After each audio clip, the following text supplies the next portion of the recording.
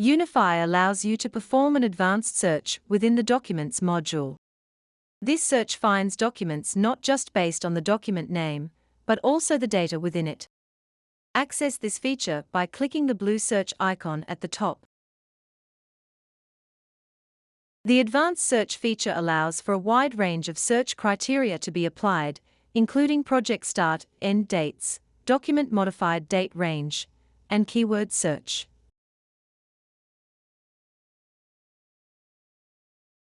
You will also see additional search filters based on the custom lists that have been applied to document templates. These custom checklists and drop-down lists are created by a system administrator to be applied to many fields across UniPhi, such as document templates, project custom fields, or issue custom fields. Once a custom list has been applied to a document template, it will appear as a filter option within the advanced search function. In addition to all of the list filters and date selectors, you can type a word or phrase into the keyword search field. UniPhi will then locate any document that contains the word or phrase.